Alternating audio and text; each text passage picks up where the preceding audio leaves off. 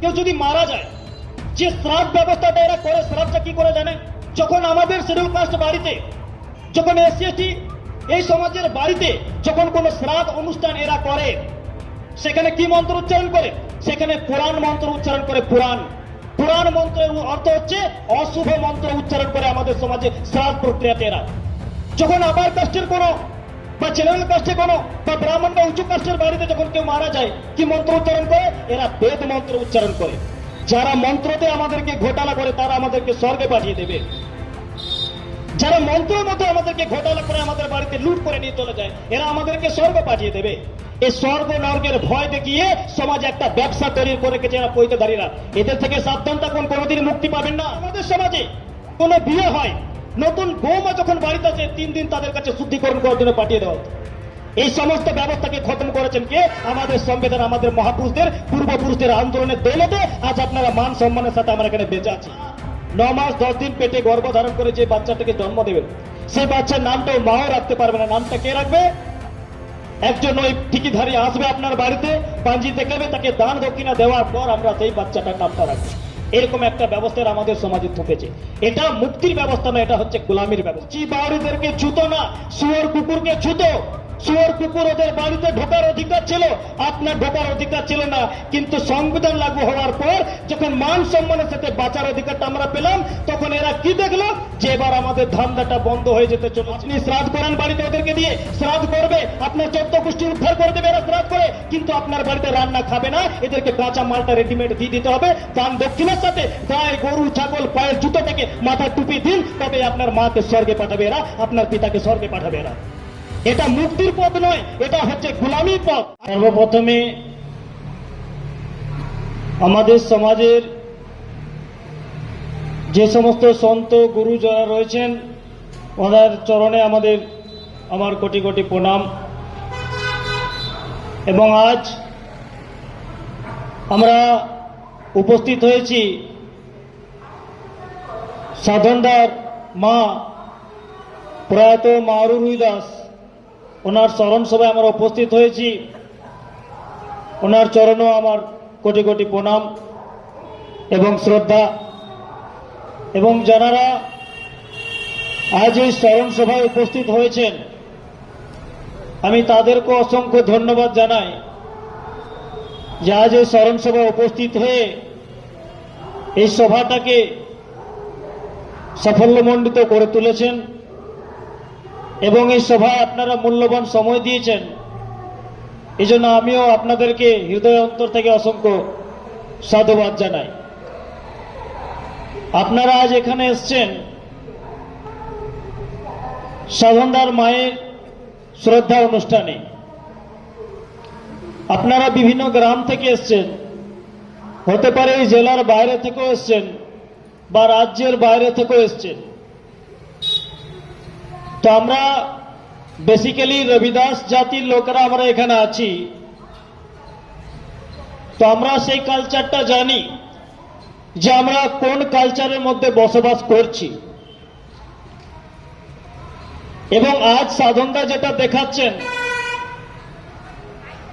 সেটা হতে পারে আপনাদের কাছে একটা নতুন কালচার, হয়তো সাধনদা আপনাদেরকে দেখাতে চাইছেন। অ্যাকচুয়ালি না, কালচার আমাদের এটাই ছিল। আমাদের পূর্বপুরুষদের যে কালচারটা ছিল এটাই ছিল। কিছু লোকজন মাঝে আসার পর এই কালচারটাকে ব্রেক করে দেয় এবং আমাদের সমাজ ব্যবস্থাটাকে এরা হাইজ্যাক করে নেয়। এবং হাইজ্যাক করে নেওয়ার পর থেকে এরা শ্রদ্ধাটাকে শ্রাদ্ধে বদল করে দিল। শ্রদ্ধাটাকে শ্রাদ্ধে বদল করে দিল। এরা কি হয়, এমন একটি ব্যবস্থা এরা আমাদের সমাজের মধ্যে নির্মাণ করে দিল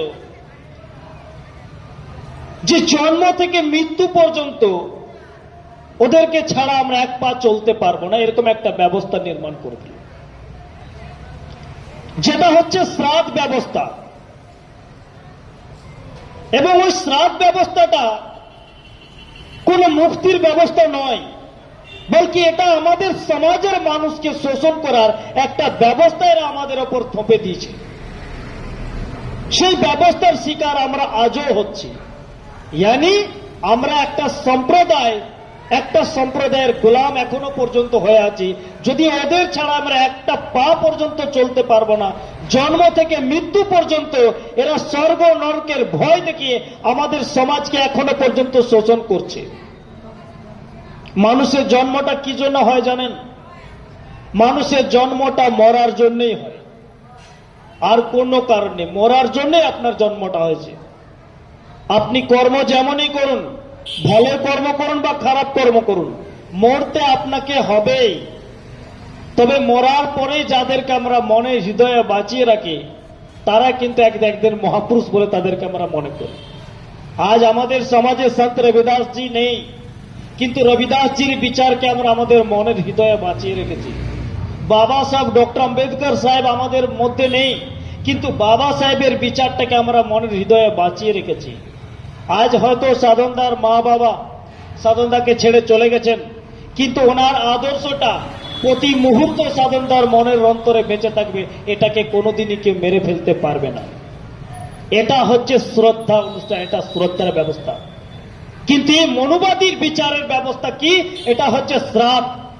এরা আমাদের মানুষকে শ্রাদ্ধ করার পর আবার একটা বছর পর্যন্ত মনে রাখতে বলেন, তারপর এক বছর পর কি বলেন, ওটা বছর কি নাকি একটা বাৎসরিক শ্রাদ্ধ, এটা করার পর চিরদিনের জন্য ভুলিয়ে দেওয়ার একটা প্রথা এরা আমাদের সমাজে তৈরি করে দিয়েছে,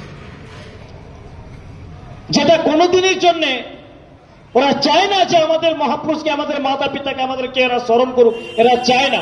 এবার আমাদের কর্তব্যটা কি?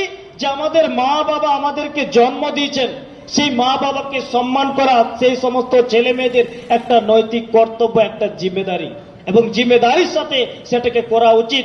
সেটা কি কোনো ব্রাহ্মণ পণ্ডিতরা আমাদেরকে শিখিয়ে দেবে তারপর আমরা করব? আপনি বাচ্চা জন্ম দিতে পারেন, কিন্তু সে বাচ্চার নামটা আপনি রাখতে পারবেন না। নামটা কে রাখবে? সে নামটা পাঞ্জি পুস্তিকা দেখে আপনার বাচ্চার নামটাও নির্ধারিত করবেন। মা 9 মাস 10 দিন পেটে গর্ভধারণ করে যে বাচ্চাটাকে জন্ম দেবে, সে বাচ্চার নামটাও মাও রাখতে পারবে না। নামটা কে রাখবে? একজন ওই ঠিকিধারী আসবে আপনার বাড়িতে, পাঞ্জি দেখাবে, তাকে দান দক্ষিণা দেওয়ার পর আমরা সেই বাচ্চাটার নামটা রাখবো। এরকম একটা ব্যবস্থা আমাদের সমাজে থপেছে। এটা মুক্তির ব্যবস্থা নয়, এটা হচ্ছে গোলামির ব্যবস্থা। আমাদের সমাজে আপনি ইঞ্জিনিয়ার হয়ে যেতে পারেন, কোনো অসুবিধা নেই, কিন্তু যখন আপনি বাড়ি বানাবেন তখন অসুবিধা, ওই বাড়িতে প্রবেশ করতে পারবেন না। ওই বাড়িতে যাগযজ্ঞ অনুষ্ঠান করবেন, তবে এই বাড়িটাতে আপনি ঢুকতে পারবেন। আপনি আপনার ছেলের বিয়ে দিতে পারেন, কোনো অসুবিধা নেই, কিন্তু সেই ব্রাহ্মণ আসবে, ব্রাহ্মণ পণ্ডিত আপনার ছেলেকে বিয়ে দেবে 7 পা ঘুরিয়ে, তারপর আপনি তাকে বহু বলে গ্রহণ করবেন। কিন্তু যখন ডিভোর্স হয়ে যাবে তখন এই ব্রাহ্মণটাকে কেন খুঁজেন না? জানি এরকম একটা ব্যবস্থা এরা আমাদের সমাজে নির্মাণ করেছে। আমাদের সমাজকে এরা যা বুঝিয়েছে আমরা তাই করে এসেছি। আমাদেরকে বুঝিয়েছে কি জানেন? আজ আমরা তো জানি, আজ বিভিন্ন জায়গায় আমাদের সমাজে বাড়িতে যে কেউ যদি মারা যায়, যে শ্রাদ্ধ ব্যবস্থাটা এরা করে, শ্রাদ্ধটা কি করে জানেন? শ্রাদ্ধের যে মন্ত্রটা পাঠ করে, সেই মন্ত্রটা কি পাঠ করে জানেন? যখন আমাদের শিডিউল কাস্ট বাড়িতে, যখন এসসি এসটি এই সমাজের বাড়িতে যখন কোন শ্রাদ্ধ অনুষ্ঠান এরা করে, সেখানে কি মন্ত্র উচ্চারণ করে? সেখানে পুরাণ মন্ত্র উচ্চারণ করে। পুরাণ মন্ত্রের অর্থ হচ্ছে অশুভ মন্ত্র উচ্চারণ করে আমাদের সমাজে শ্রাদ্ধ প্রক্রিয়াতে এরা। যখন আপার কাস্টের কোন বা জেনারেল কাস্টে কোন বা ব্রাহ্মণ বা উঁচু কাস্টের বাড়িতে যখন কেউ মারা যায়, কি মন্ত্র উচ্চারণ করে? এরা বেদ মন্ত্র উচ্চারণ করে। বেদ মন্ত্র মানে, বেদ মন্ত্র হচ্ছে শুদ্ধ মন্ত্র, পবিত্র মন্ত্র। যারা মন্ত্রতে আমাদেরকে ঘোটালা করে তারা আমাদেরকে স্বর্গে পাঠিয়ে দেবে। যারা মন্ত্রের মধ্যে আমাদেরকে ঘোটালা করে আমাদের বাড়িতে লুট করে নিয়ে চলে যায়, এরা আমাদেরকে স্বর্গ পাঠিয়ে দেবে। এই স্বর্গ নরকের ভয় দেখিয়ে সমাজে একটা ব্যবসা তৈরি করে রেখেছে এরা পৈতেধারীরা। এদের থেকে সাবধান থাকুন, কোনোদিন মুক্তি পাবেন না। আপনি যাতে এদের থেকে মুক্তি মানে কি, এদের থেকে যাতে মুক্ত না হন, এই জন্য আপনাকে স্বর্গ নরকের ভয় দেখিয়ে সমাজে লোটার কাজটা করছে। এমন কোনো বাড়ি নেই। শুধু তাই না, এমনও ব্যবস্থাটা নির্মাণ করেছিল, পায়ের জুতো থেকে মাথার টুপি পর্যন্ত লুটত যদি বাড়িতে কেউ মারা যেত। এরা এমনও ব্যবস্থা নির্মাণ করেছিল আমাদের সমাজে। জানেন কি ব্যবস্থা নির্মাণ করেছিল? যদি আমাদের সমাজে কোনো বিয়ে হয়, নতুন বৌমা যখন বাড়িতে আসে 3 দিন তাদের কাছে শুদ্ধিকরণ করার জন্য পাঠিয়ে দেওয়া হতো। এই সমস্ত ব্যবস্থাকে খতম করেছেন কে? আমাদের সংবিধান, আমাদের মহাপুরুষদের, পূর্বপুরুষদের আন্দোলনের দৌলতে আজ আপনারা মান সম্মানের সাথে আমরা এখানে বেঁচে আছি। সম্মানের সাথে আমরা এখানে শ্রদ্ধা করছি আমাদের পূর্বপুরুষদের, সম্মানের সাথে আমরা আমাদের মহাপুরুষদেরকে সম্মান করছি। না হলে আপনার তো রাস্তা চলার অধিকারটা থাকতো না। আজ আপনার বাড়িতে ঢুকছে, আপনার বাড়িতে শ্রদ্ধা করতে আসছে এরা, আপনার বাড়িতে শ্রাদ্ধ করতে আসছে, দান দক্ষিণা নিয়ে লুটতে আসছে। জানেন এটা কখন থেকে সম্ভব হয়েছে? 1950 সালে 26 জানুয়ারির পর, বাবা সাহেব ডক্টর আম্বেদকরের সংবিধানের পর। এর আগে, আজ থেকে 75 বছর আগে কেমন ছিল জানেন? এরা তো মুচি বাউরিদেরকে ছুতো না, শুয়োর কুকুরকে ছুতো। শুয়োর কুকুর ওদের বাড়িতে ঢোকার অধিকার ছিল, আপনার ঢোকার অধিকার ছিল না। কিন্তু সংবিধান লাগু হওয়ার পর যখন মান সম্মানের সাথে বাঁচার অধিকারটা আমরা পেলাম, তখন এরা কি দেখলো? যে এবার আমাদের ধান্দাটা বন্ধ হয়ে যেতে চলেছে। তাহলে ধান্দাটা যাতে বন্ধ না হয়, ওরা নিজেদেরকে পরিবর্তন করলো। আপনার বাড়িতে সে ঢুকবে, শুধুমাত্র কাঁচা মালটা নিয়ে যাবে। আপনি শ্রাদ্ধ করান বাড়িতে ওদেরকে দিয়ে, শ্রাদ্ধ করবে, আপনার 14 গোষ্ঠী উদ্ধার করে দেবে এরা শ্রাদ্ধ করে, কিন্তু আপনার বাড়িতে রান্না খাবে না। এদেরকে কাঁচা মালটা রেডিমেড দিয়ে দিতে হবে। দান দক্ষিণার সাথে গায়ে, গরু, ছাগল, পায়ের জুতো থেকে মাথার টুপি দিন, তবে আপনার মাকে স্বর্গে পাঠাবে এরা, আপনার পিতাকে স্বর্গে পাঠাবে এরা। এটা মুক্তির পথ নয়, এটা হচ্ছে গোলামির পথ। আর এই গোলামি ব্যবস্থাটা যতদিন আপনি বুঝবেন, ততদিন আপনি কি আপনার পরবর্তী জেনারেশনও কিন্তু মুক্তি পাবে না। এরা বলে কি, আপনাকে গলায় মালা দিয়ে দিলে আপনি মুক্তি পেয়ে যাবেন। না, গলায় মালাটা দিয়ে দিল আপনাকে, কারণ কি? ও দূর থেকে দেখলে বুঝে যাবে কি ও আমার গোলাম, ওটা আমার শিষ্য। ও কোনো দিকে যাবে না, ও আমার শিষ্য। এটা আইডেন্টি কার্ড ওরা ওকে দিয়ে দেয়। এটাকে চেনা বোঝা দরকার। তো জিনিসগুলো বুঝতে হবে আমাদের সমাজের মানুষকে। আজ আমরা শ্রদ্ধা অনুষ্ঠান করছি, আমাদের পূর্বপুরুষদেরকে শ্রদ্ধা করা দরকার। আমরা যদি আমাদের পূর্বপুরুষদেরকে শ্রদ্ধা করতে, এটা যদি কেউ আমাদেরকে শেখায়, তাহলে সেটা কিন্তু শ্রদ্ধা হবে না। এই জন্য আজ সাধনদা আজ যে প্রোগ্রামটা এখানে নিয়েছেন, এই যে শ্রদ্ধা অনুষ্ঠান, সত্যি এটা গর্বের বিষয়। কারণ আমাদের সমাজ গোলাম, এই গোলামী সমাজকে মুক্তির জন্য যে মার্গটা সাধন এখানে দেখাচ্ছেন, সেটা সত্যি একটা ক্রান্তিকারীর বিষয় এবং একটা চর্চার বিষয়। এই জন্য আমি আমার ভীম আর্মির প্রদেশ অধ্যক্ষ হওয়ার দরুন আমি সাধনদাকে হৃদয় অন্তর থেকে স্যালুট জানাচ্ছি এবং এই কাজের জন্য ওনাকে সত্যি আমি অসংখ্য ধন্যবাদ জানাচ্ছি যে আমাদের সমাজকে একটা নতুন দিশা দেখাবার জন্য ওনার এই ভূমিকা, অগ্রণী ভূমিকা। এই জন্য ওনাকে অসংখ্য সাধুবাদ। আপনারা সময় দিলেন, এই জন্য আপনাদেরকে অসংখ্য ধন্যবাদ। জয় ভীম।